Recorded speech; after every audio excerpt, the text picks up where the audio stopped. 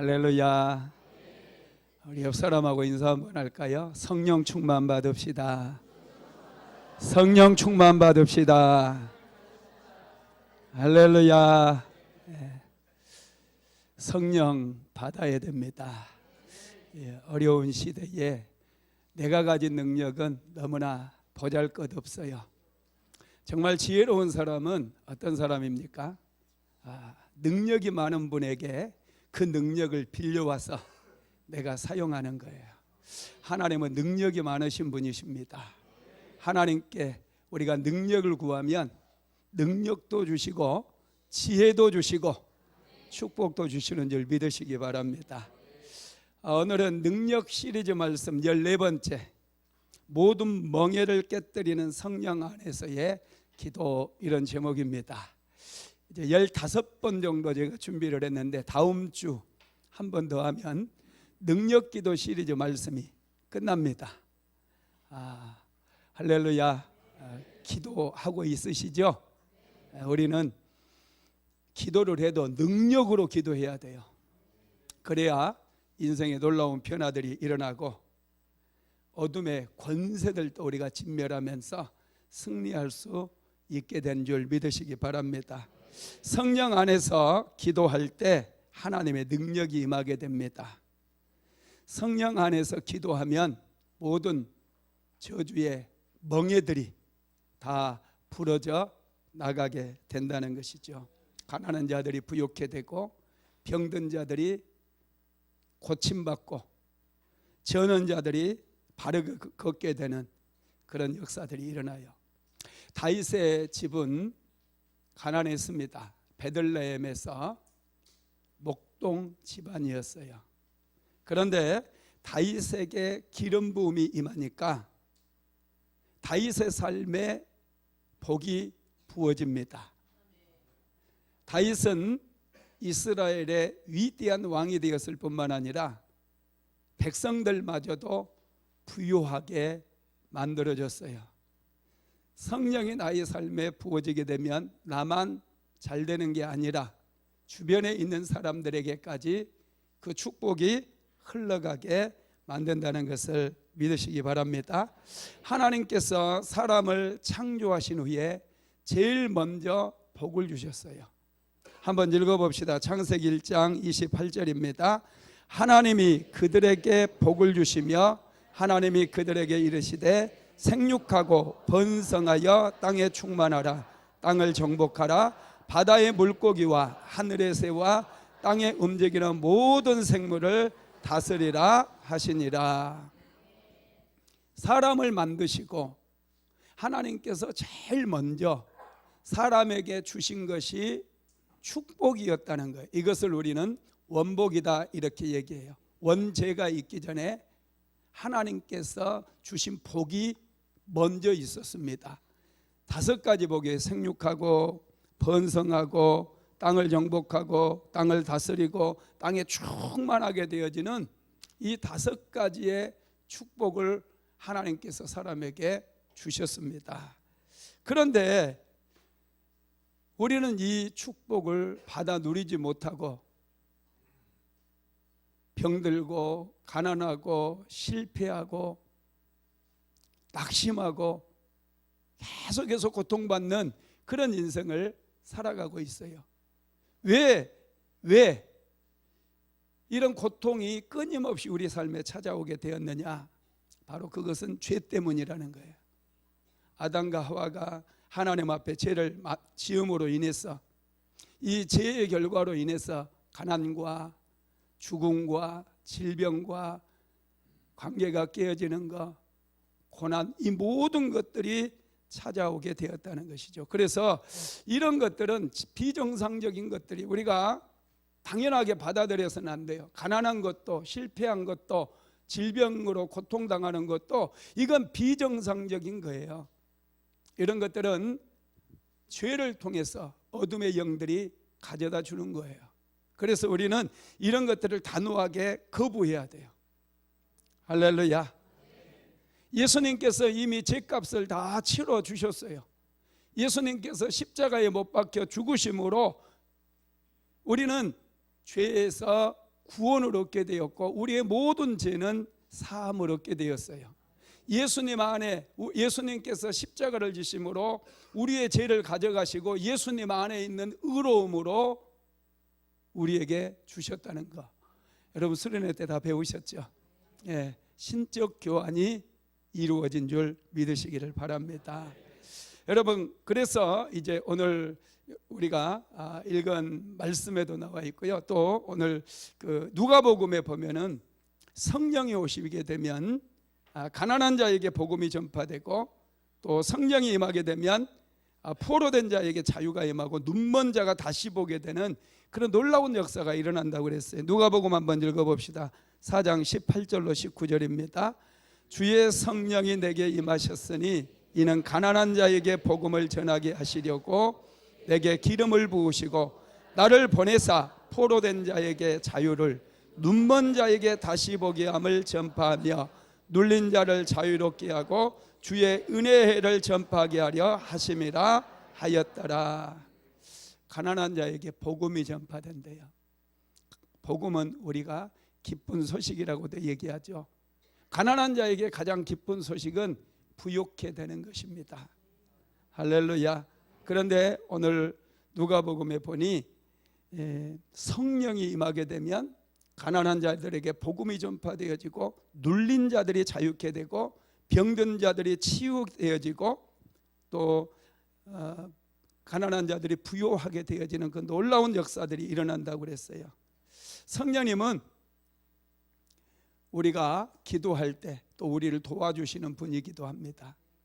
우리가 인생을 살다 보면 열심히 기도해도 답답할 때가 많아요. 열심히 수고해도 열매가 없고, 기도해도 일이 잘 안 풀리고 꽉 막혀 있는 그런 상황을 만날 때가 참 많습니다. 저도 그런 경험을 참 많이 했어요. 우리가 답답해하고 아무리 노력해도 수고한 열매를 거두지 못하고 여전히 실패하고 낙심하고 질병으로 고통당하고 그럴 때 성령님께 우리가 요청하고 우리가 성령을 위해서 성령 충만을 구하고 그럴 때 성령께서 우리를 위해 탄식하시면서 기도해 주신다는 거예요. 오늘 본문 한번 읽어볼까요? 로마서 8장 26절입니다. 시작.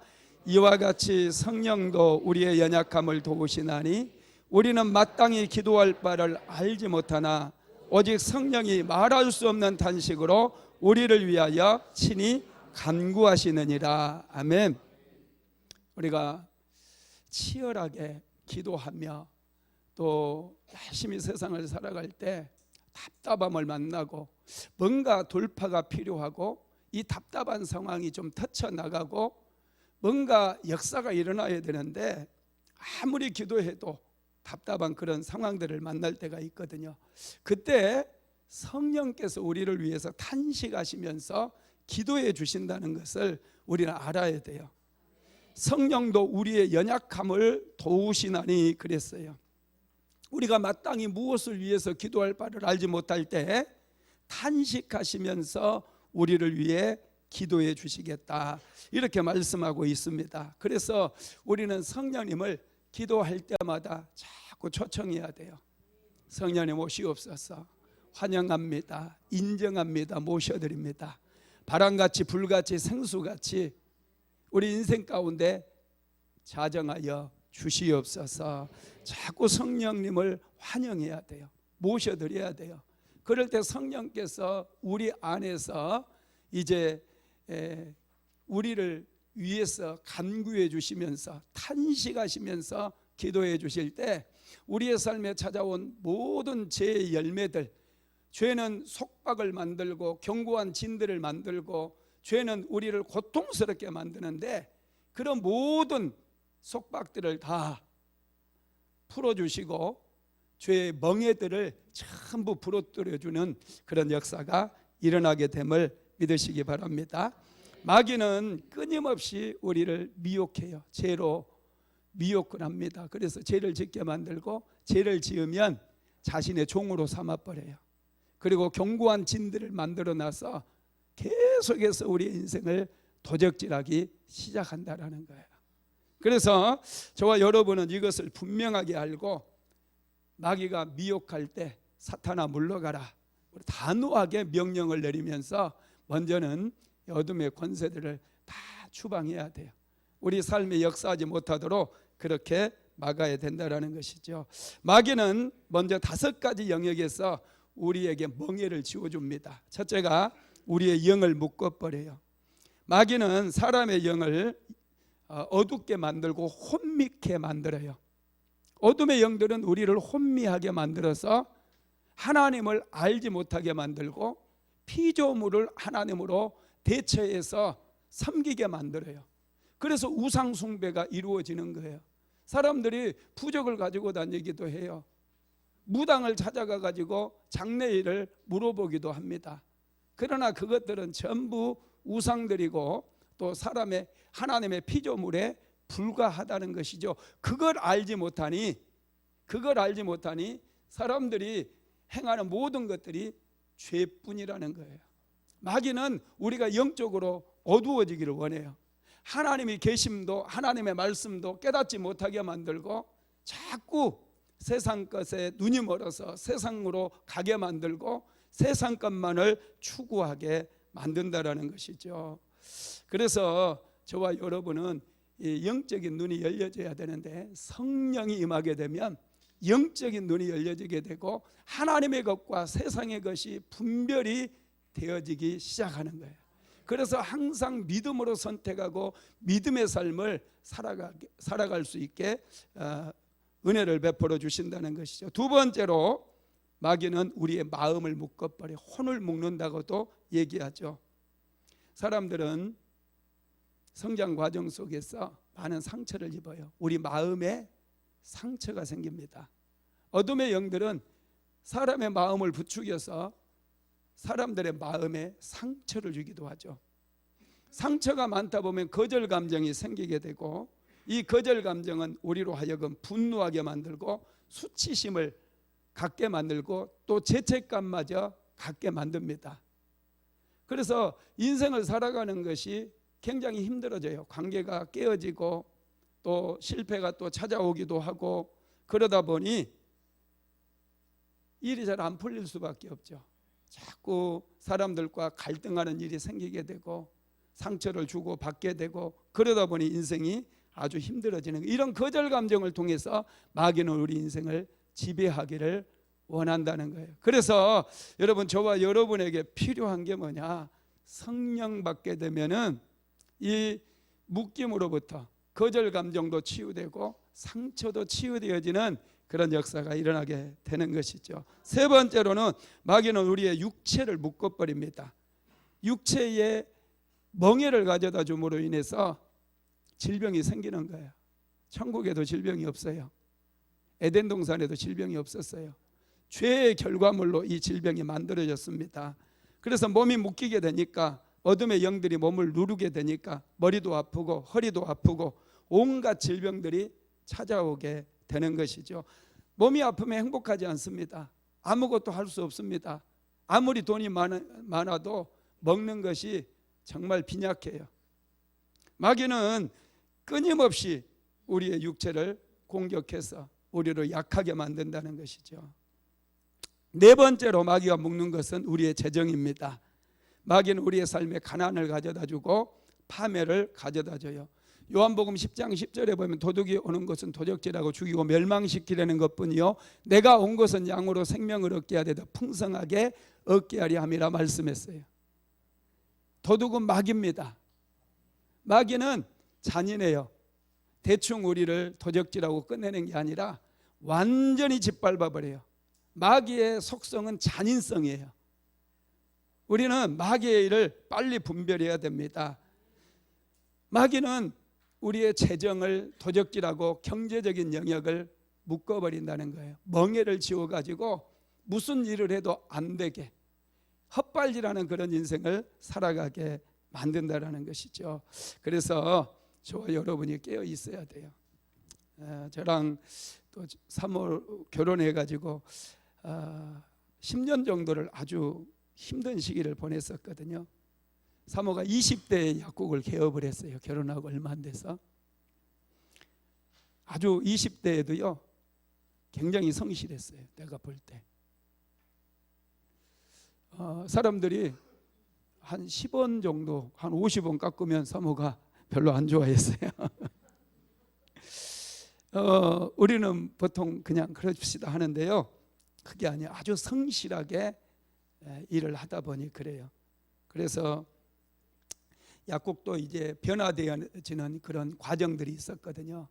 변화의 과정에 굉장히 빠르게 대처를 했었고, 20년 전에 벌써 대한민국의 많은 사람들이 비타민을 복용할 것을 생각하고 아주 최고의 비타민을 원료 의약품을 사다가 만들어서 동네 사람들에게 나누어주기도 하고 또 팔기도 하고, 또 한 번은 피부 연고 만들어 가지고 저에게 발라보라고 줘서 그걸 발랐더니 완전히 내 얼굴 껍질이 다 벗겨졌어요. 학교에서 그때 대학원 다닐 때였는데 갑자기 얼굴에서 자꾸 뭐가 떨어져요.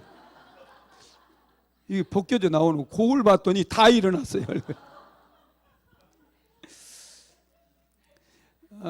중앙대학교 다니면서도 경동시장 가가지고 또 한약도 지어가지고 필요한 사람들에게 그냥 주기도 하고 정말 열심히 이렇게 공부를 했어요. 그런데 그렇게 열심히 준비하고 또 공부도 많이 하고 그랬는데 약국이 망했어요. 약국이 완전히 쫄딱 망했습니다. 쫄딱까지 하니까 좀 그런데 아무리 생각해도 이해가 안 돼요. 다른 장사는 망할 수 있거든요. 근데 약국은 웬만큼 해가지고는 안 망해요. 약국은 어디에 약국을 차려도 잘 안 망해요. 그런데 약국이 망했어요. 그러면 생각해 보세요. 열심히 성실성도 있죠. 지혜도 앞서가는 지혜도 있죠. 지식도 있죠. 그런데 왜 망하느냐고요. 그때 우리가 깨달은 게 있어요. 이건 영적인 문제구나. 이건 영적인 문제다. 그래서 영적인 문제임을 깨달았을 때 이제 사모랑 기도하기 시작했어요. 목숨 걸고 기도했어요. 사모는 약국에서 하루 종일 손님 없으니까 하루 종일 무릎 꿇고 기도하고, 나는 학교에 다니면서 시간만 나면 하나님 앞에 엎드려서 기도하고, 둘이서 그래도 기도 가지고 안 되니까 또 작정하면서 둘이서 얘기해서 금식하면서 기도하고, 어쩔 때는 5박 6일 금식하면서 기도하고, 어쩔 때는 2박 3일 금식, 3일 금식하고, 정말 치열하게 이렇게 기도를 했어요. 마치 금식을 그때는 밥 먹듯이 했던 것 같아요. 맨날 금식하고, 그러다 보니 광대뼈만 툭 튀어나오고 눈은 쏙 들어가고 얼굴은 시커매지고, 지금 신대원 다녔던 동기들이요, 나를 보면 깜짝 놀래요. 목사님 이렇게 잘생긴 분이셨어요? 깜짝 놀래요. 할렐루야. 믿거나 말거나. 그렇게 이게 영적인 문제구나 생각을 하고 이제 하나님 앞에 기도하기 시작할 때 뭔가 부서져 나가는 느낌이 들고 떠나가는 느낌이 들면서 하늘의 문이 열렸어요. 그래서 지금은 이제 무슨 일을 해도 되는 그런 역사들이 일어나기 시작했어요. 뭘 해도 안 됐었거든요. 목회도 안 되고 장사도 안 되고. 할렐루야.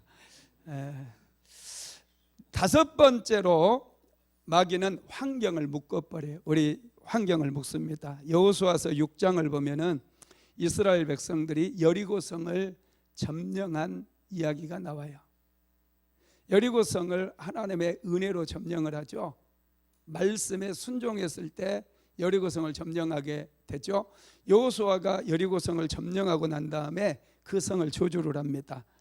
여호수아서 6장 26절 한번 읽어봅시다. 여호수아가 그때 맹세하게 하여 이르되 누구든지 일어나서 이 여리고성을 건축하는 자는 여호와 앞에서 저주를 받을 것이라. 그 기초를 쌓을 때에 그의 맏아들을 잃을 것이요 그 문을 세울 때에 그의 막내 아들을 잃으리라 하였더라. 여호수아가 이렇게 저주를 했습니다. 그런데 나중에 시간이 지나고 다시 여리고성을 건축한 사람이 생겨났어요. 베델 사람 히엘이라고 하는 사람이 여리고성을 건축했는데 그때 어떤 일이 일어나는지 한번 볼까요? 열왕기상 16장 34절입니다. 시작. 그 시대에 베델 사람 히엘이 여리고를 건축하였는데 그가 그 터를 쌓을 때에 맏아들 아비람을 잃었고 그 성문을 세울 때에 막내 아들 수굽을 잃었으니 여호와께서 눈의 아들 여호수아를 통하여 하신 말씀과 같이 되었더라. 여호수아의 저주로 인해서 그 땅이 묶이게 되었고요. 그래서 이제 베델 사람 히엘이 여리고성을 다시 건축하는데 기초를 쌓을 때 맏아들이 죽어버렸고 성문을 달 때에 막내 아들이 죽는 그런 역사가 일어났어요. 그런데 그게 끝이 아니더라고요. 성경을 또 계속해서 묵상하다 보니 엘리사 시대에 여리고 사람들이 엘리사 선지자를 찾아와서 한 가지를 얘기해요. 그 땅이 묶이다 보니 점점 이 땅이 이제 물이 아주 이상하게 저주를 받은 거예요. 물이. 그래서 여리고성 사람들이 열심히 농사를 지어서 씨앗을 뿌리고 잘 갖고 놓으면 이 곡식들이 무르익기 전에 다 떨어져 버리는 거예요. 물이 있기 전에 떨어져 버려요. 그 땅에 저주가 임하다 보니 멍해가 지워지다 보니 무르익어야만이 백성들이 곡식을 거둬서 그걸로 잘 먹고 잘 살 터인데 무르익기 전에 곡식이 다 떨어져 버린 거예요. 한번 읽어봅시다. 열왕기하 2장 18절로 19절입니다. 엘리사가 여리고에 머무른 중에 무리가 그에게 돌아오니 엘리사가 그들에게 이르되 가지 말라고 너희에게 이르지 아니하였느냐 하였더라. 그 성읍 사람들이 엘리사에게 말하되 우리 주인께서 보시는 바와 같이 이 성읍의 위치는 좋으나 물이 나쁨으로 토산이 익지 못하고 떨어지나이다. 아멘. 여리고성의 위치도 좋고 다 좋아요. 토질도 좋고. 그런데 물이 나쁨으로 인해서 농작물들이 처음에는 잘 자라다가 꽃이 피고 열매를 무르익으려고 하면 그 열매가 전부 다 떨어져 버리는 거예요. 정말 기가 막히지 않습니까? 이렇게 하면 이게 진짜 헛발질하는 인생이 되는 거예요. 농사 1년 농사 지어놓은 거 전부 다 헛되게 되는 거죠. 거둘 수가 없게 되니 이 사실을 엘리사 선지자에게 얘기했을 때 엘리사 선지자가 이 땅에 묶인 것들을 풀어주게 되죠. 열왕기하 2장 20절로 22절까지 한번 읽어봅시다. 엘리사가 이르되 새 그릇에 소금을 담아 내게로 가져오라 하매 곧 가져온지라.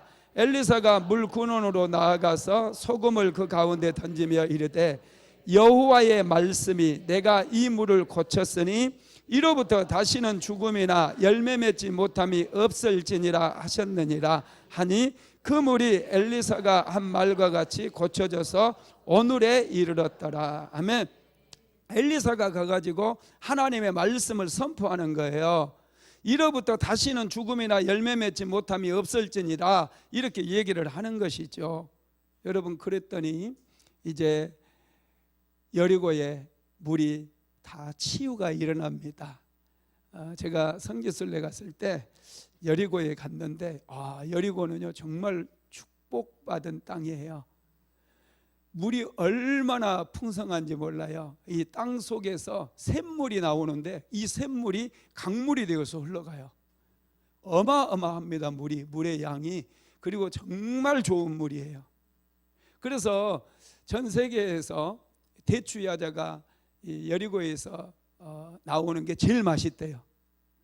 또 바나나도 여리고에서 생산한 바나나가 제일 맛있다는 거예요. 그 땅이 이 엘리사가 고쳐줌으로 물을 고침으로 풀어지다 보니까 이제 그렇게 토질이 또 좋고 그 땅이 복을 받다 보니 맛있는 그런 과일들을 만들어낸다라는 것이죠. 저와 여러분도 마찬가지예요. 이 5가지 영역에서 어둠의 영들은 우리의 인생을 묶어버린다는 것을 항상 우리는 생각해야 됩니다. 그러면 우리는 어떻게 이런 묶임의 저주를 깨뜨릴 수 있을까? 이게 중요하잖아요. 첫째는 성령의 기름 부음이 임해야 돼요. 이사야서 10장 27절 한번 읽어봅시다. 그날에 그의 무거운 짐이 내 어깨에서 떠나고 그의 멍에가 내 목에서 벗어지되 기름진 까닭에 멍에가 부러지리라. 아멘. 그날에 그의 무거운 짐이 내 어깨에서 떠나가고 그의 멍에가 내 목에서 벗어지되 기름진 까닭에 멍에가 부러지리라 그랬어요. 이건 물론 포로기에서 돌아올 이스라엘 백성들을 향한 예언의 말씀이기도 하지만 성경은 항상 중요한 게 뭐냐면 한 말씀, 그 한 구절의 말씀을 우리의 삶에 얼마든지 적용할 수 있고 적용하게 되면 그대로 역사가 일어나고 기적이 일어나고 멍에가 부러져 나가는 역사가 일어난다라는 거예요. 할렐루야. 그래서 성령이 임하게 되면 마귀의 견고한 진이 다 무너질 뿐만 아니라 마귀가 만들어 놓은 5가지 영역에서 멍에가 다 부러지는 그런 역사들이 일어나게 되는 것이죠. 성령이 임하면 그래서 가난의 멍에도, 질병의 멍에도, 낙심의 멍에도, 게으름의 멍에도, 방탕의 멍에도 할렐루야 다 부러지는 역사가 일어나게 되는 거예요.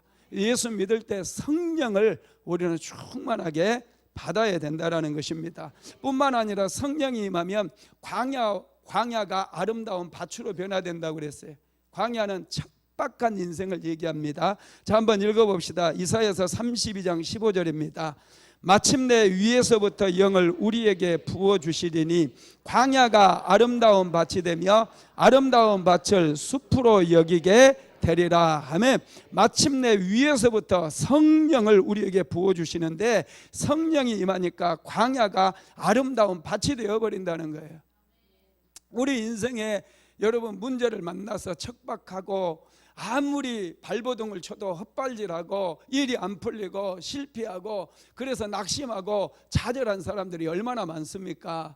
이런 사람들에게 성령이 기름부터 부어지게 되면 이제부터는 되는 일이 이루어진다는 거예요. 광야 같은 인생, 바짝 비뚤어져서 메말라버린 나의 인생에 이제 아름다운 밭이 이루어짐으로 꽃이 피게 되고 이 밭은 점점 확장되어 가지고 숲으로 바뀌는 그런 역사가 일어나게 된다는 거예요. 믿으시기 바랍니다. 여러분, 그래서 우리가 성령을 받아야 돼요. 성령을 받고 성령 충만 또 재충만 받아야 됩니다. 수련회 마지막 5번째 강의 때 사모가 이 성령에 대해서 집중해서 말씀을 드렸잖아요. 성령은 소멸될 수 있다라는 거.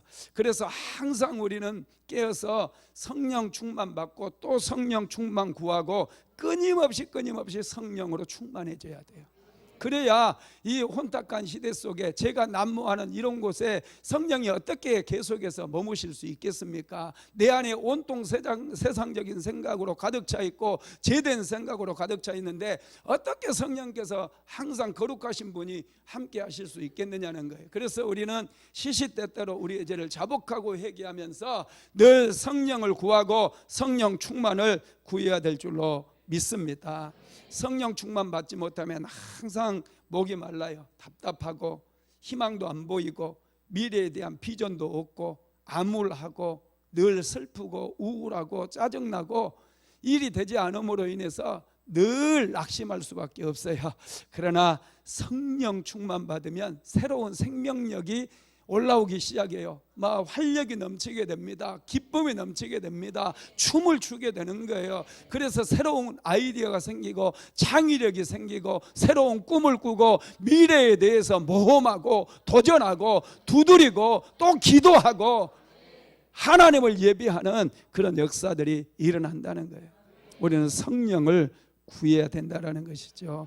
성령이 함께하는 사람은 생수가 오르고 시냇가에 심은 나무처럼 무성해지는 거예요. 열매가 날마다 차고 넘치게 되는 줄 믿으시기 바랍니다. 시골의 작은 마을에서 6남매 중에 막내딸로 태어났던 집사님이 있었어요. 이분이 어렸을 때는 교회를 잘 다녔는데 믿지 않는 남편과 결혼함으로 인해서 교회에 떠났습니다. 시댁은 대대로 우상을 섬기는 가정이었어요. 특별히 남편의 외할머니가 무당이었습니다. 그래서 외할머니는 그 딸에게, 이제 이분의 시어머니죠, 딸에게 신내림을 받으라고 강요를 했어요. 시어머니는 신내림을 받지 않기 위해서 많은 돈을 가져다 주고 구술을 했습니다. 자꾸 무당에게 구술하고 돈을 갖다 주고 굿하고 그러다 보니 살림이 금세 궁핍하게 된 것이죠. 그리고 남편은 결혼하자마자 이제 늘 술에 빠져 있고 돈은 벌어올 생각을 하지 않고, 그래서 가정에 불화가 생기고 점점 목소리가 높아지게 되고 자꾸 싸우는 일이 잦아지게 되었습니다. 사는 일이 너무 힘들어가지고 죽고 싶은 그런 마음이 들었을 때 언니가 찾아와서 예수 그리스도에 대해서 전해주고 같이 교회 다니자고 얘기를 합니다. 그래서 교회를 다니기 시작했어요. 남편 모르게 다녔습니다. 그런데 얼마 뒤에 남편이 알게 돼가지고 남편이 소리를 지르면서 그래요. 너 왜 하필 하나님을 믿느냐? 나 죽으라고 교회에 다니는 거냐? 하면서 막 여기저기 끌고 다니기도 하고 막 때리기도 하고 예수 안 믿는다고 맹세해라 막 윽박 지르고 때리면서 그렇게 힘들게 만들었어요. 그럼에도 불구하고 이 집사님은 매를 맞으면서도 계속해서 나는 예수 믿겠다라고 예수를 부인하지 않고 하나님께 기도하기 시작합니다. 하나님, 정말로 하나님이 살아계시다면 하나님 표적을 보여주세요. 우리 남편을 변화시켜 주세요. 간절히 기도했어요. 이렇게 기도하는 가운데 시간이 지나가게 됐는데 얼마 지나지 않아서 남편이 갑자기 잠을 자다가 막 소리를 지르더래요. 막 소리를 지르고 그러더래요. 남편이 자면서 이분이 성령을 받은 거예요. 그러다 보니까 막 이제 갑자기 자면서 귀신과 싸우고 너 우리 가정을 깨뜨리려고 왔느냐, 더러운 귀신아 떠나가라 막 그러더니 갑자기 일어나 가지고 팡팡 울면서 회개하고 그 다음부터 열심히 교회 다니고 또 직장을 얻어서 열심히 삶으로 하나님께 은혜도 받고 축복을 받았다, 그런 간증을 제가 들은 적이 있습니다. 여러분, 하나님은 지금도 살아서 역사하십니다. 우리의 믿음이 중요해요. 그리고 성령이 임해야 돼요. 사람은 안 변해요. 학교를 다녀도 안 변합니다. 명문대학을 졸업해도 사람은 정말 안 변해요. 그런데 언제 변합니까? 성령 받을 때. 할렐루야. 사람이 죽을 때 변한다고 그러더라고요. 그런데 성령 받으면 사람이 변화가 이루어지게 되죠. 그래서 우리는 성령 받고 성령 안에서 기도해야 돼요. 성령 안에서 기도할 때 이 5가지의 저주의 멍에가 부러지고 더러운 귀신들이 떠나가고 질병의 멍에도 부러지고 가난의 멍에도 부러지고 우리는 승리할 수가 있게 된다는 것입니다.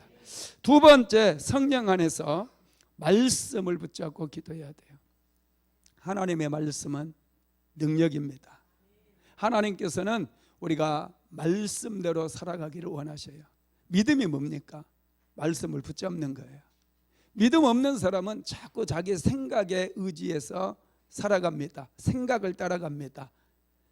그런데 믿음의 사람들은 항상 하나님께서 뭐라고 말씀하시는가, 하나님 뜻을 물어보고 하나님의 말씀에 비추면서 살아가게 된다는 것이죠. 여러분, 견고했던 여리고성이 무너질 수 있었던 것은 하나님의 말씀에 순종했기 때문에 그래요. 이성적으로 생각했으면 여리고성을 돌 수 없습니다. 어떻게 하루에 한 바퀴씩, 그리고 7째 날에 7바퀴를 돈다고 어떻게 여리고성이 무너질 수 있겠습니까? 이건 우리의 이성과 맞지 않아요. 그래서 여리고성을 그렇게 돌라고 하나님께서 말씀하시면 웃기고 있네요. 하나님, 우리는 그렇게 못합니다. 이게 말이나 되는 일입니까? 도저히 이건 일어날 수 없습니다. 이렇게 생각했을 거예요.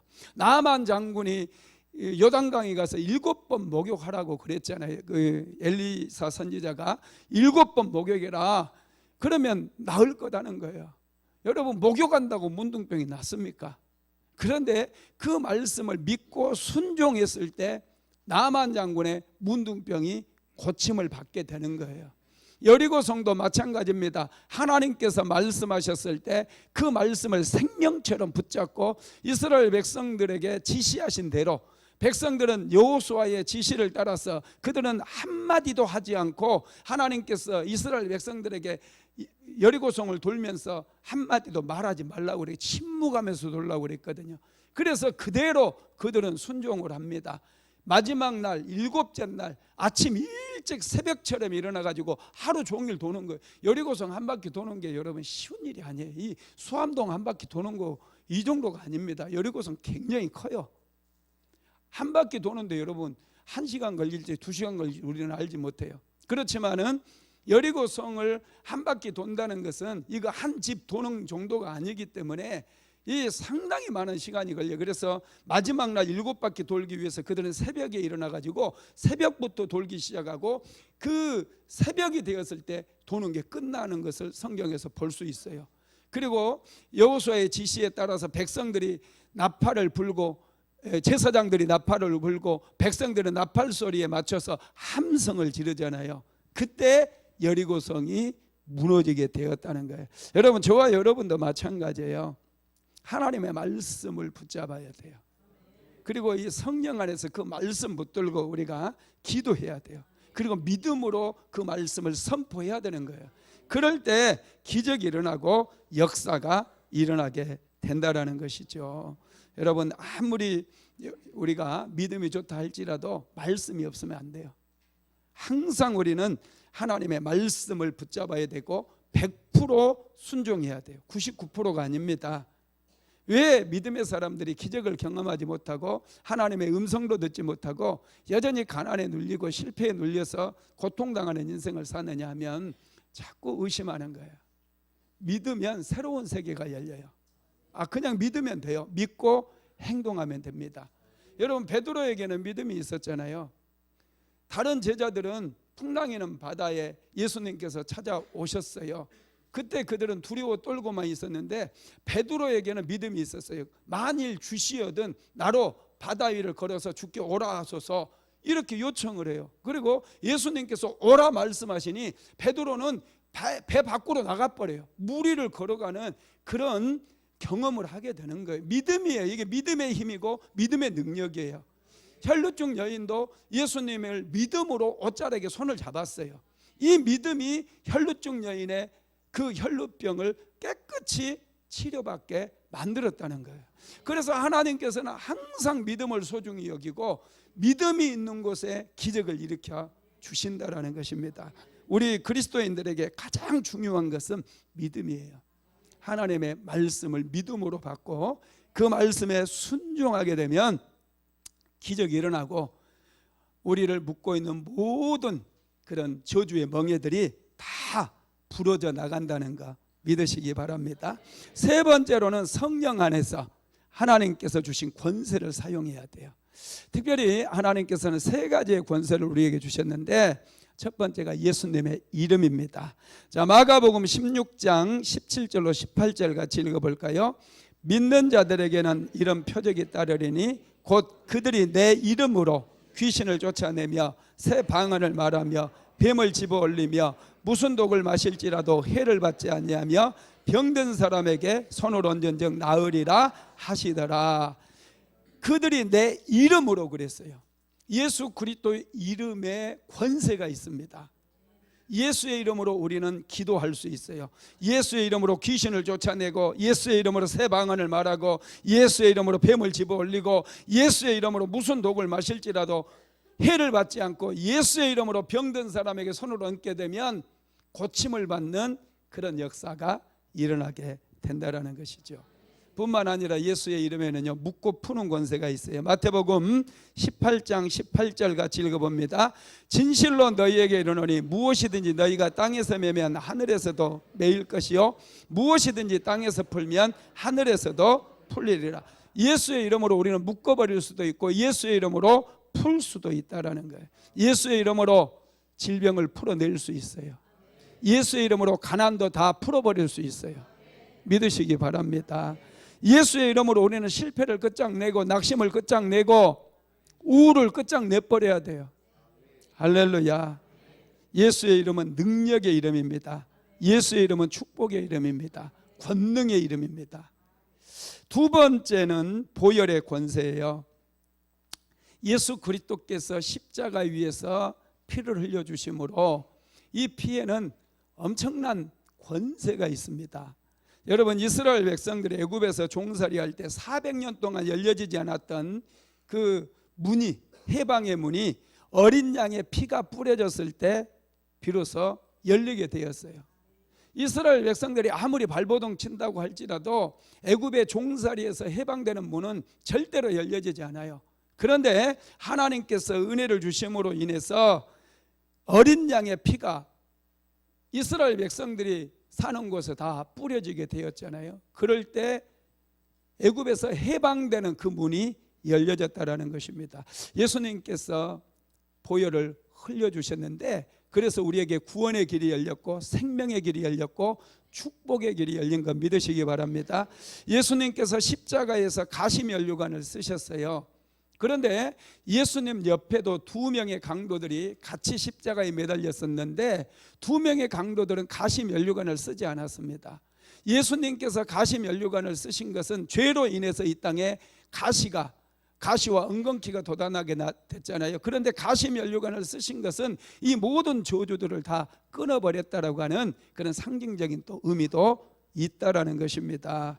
그래서 여러분, 예수님께서 흘리신 그 보혈이 모든 저주의 멍에를 다 부러뜨릴 수 있는 능력이라는 사실을 믿으시고 예수 그리스도의 보배로운 피의 권세를 우리가 활용해야 돼요. 믿으시기 바랍니다.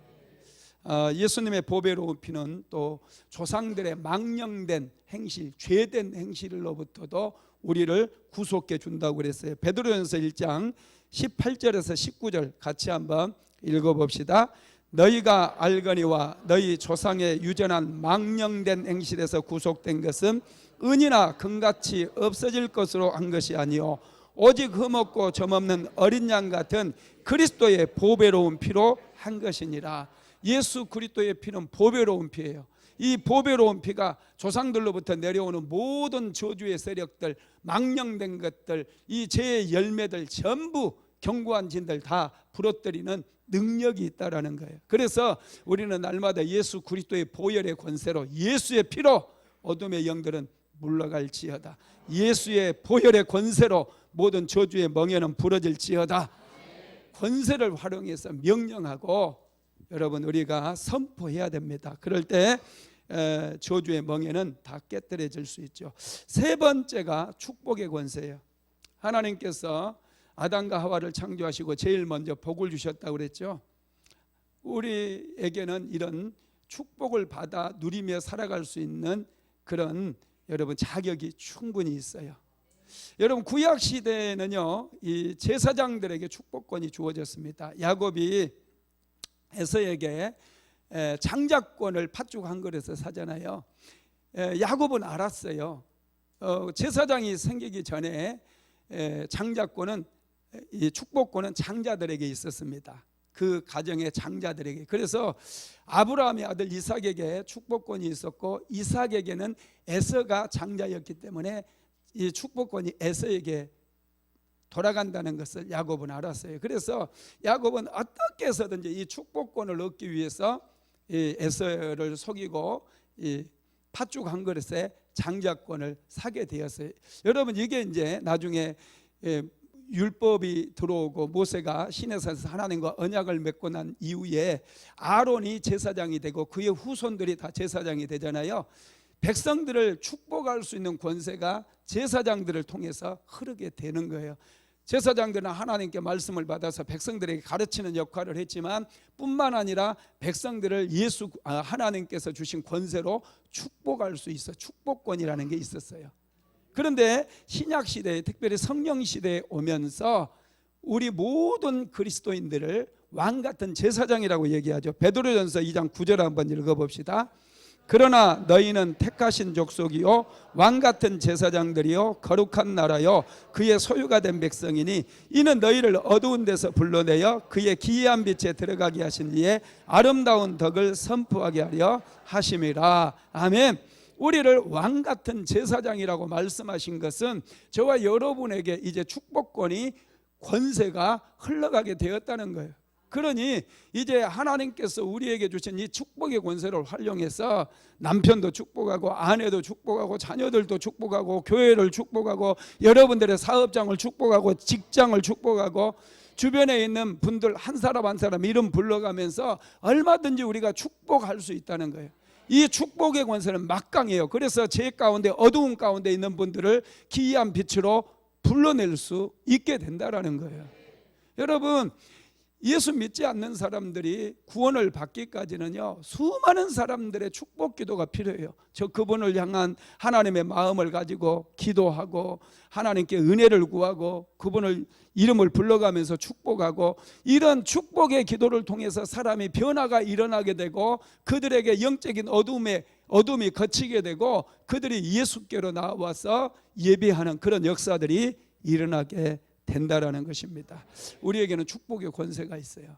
이 권세를 가지고 여러분 주변에 있는 분들 마음껏 축복하십시오. 지속적으로 해야 돼. 했다 안 했다 하지 말고 매일마다 축복해야 돼요. 지혜로운 여자는 남편이 작은 월급 받아온다고 여러분 그 남편을 무시하거나 그러지 않아요. 지혜로운 여인은 우리 남편이 정말로 대단한 능력 있고 하나님 앞에 받은 지혜도 있고 잠재력 있는 남편인데 어둠의 영들에게 도적질을 당해가지고 저렇게 헛발질만 하고 있구나 깨닫고 남편 배후에서 남편의 인생을 도적질하는 악한 영들을 상대로 영적 전쟁을 하는 여인이라는 거예요.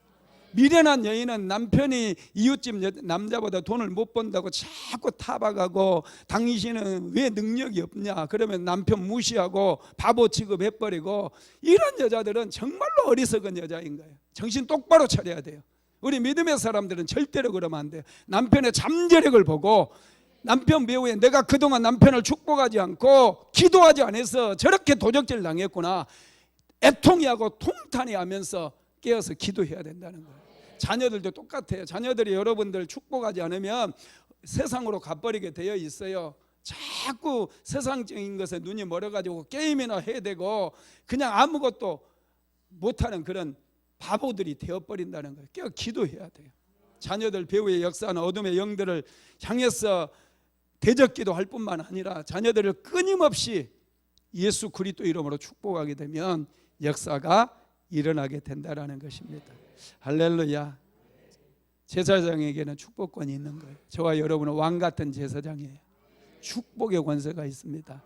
그러니 우리가 이 축복의 권세를 얼마나 여러분 잘 활용해야 되겠습니까? 할렐루야. 말씀을 마무리하겠습니다. 물이 흐르는 곳에 식물이 자라나듯이 생수가 흐르는 곳에 영혼이 살아나게 됩니다. 생수는 성령을 말씀해요. 성령이 흐르는 곳에 저주의 세력들이 다 끝장나고 멍해가 다 부러지기 때문에 그곳에서 비로소 영혼이 소생할 뿐만 아니라 여러분들이 하는 모든 일들 가운데 역사가 일어나기 시작해요. 잘 되는 일이 일어나요. 성공하게 되는 역사들이 일어나기 시작한다라는 것입니다. 그래서 성령의 기름 부음을 받아야 돼요. 성령의 기름 부음을 받은 곳에 자유함이 있고 치유가 있고 회복이 있고, 여러분 성령이 있는 곳에 열매들이 맺혀진다라는 사실을 믿으시기 바랍니다. 마귀는 끊임없이 우리의 삶을 묶으려고 그래요. 모든 영역에서 지배하고 도적질하고 죽이기 위해서 끊임없이 죄를 보내고 죄에 대한 유혹을 보내서 우리로 쓰러지게 하고 넘어지게 하고 낙심하게 하고 실패하게 만들고 반복해서 우리를 짓밟으려고 한다라는 거예요. 그래서 우리는 권세를 회복해서 성령 충만받고 능력도 충만받고, 할렐루야. 그래서 기름 부음 임하는 곳에 건강도 회복되고 기름 부음 임하면 기쁨도 회복되고, 기쁨이 회복되면 삶의 모든 영역에 아름다운 열매를 맺는 그런 역사가 일어납니다. 기름진 까닭에 멍에가 부러지고 광야와 같은 그런 척박한 땅이 아름다운 밭이 되며 아름다운 밭은 점점 확장되어서 100% 만들어지는 그런 역사가 일어난다라는 것이죠. 이런 역사가 저와 여러분의 인생 속에 이루어지기를 주님의 이름으로 축복합니다.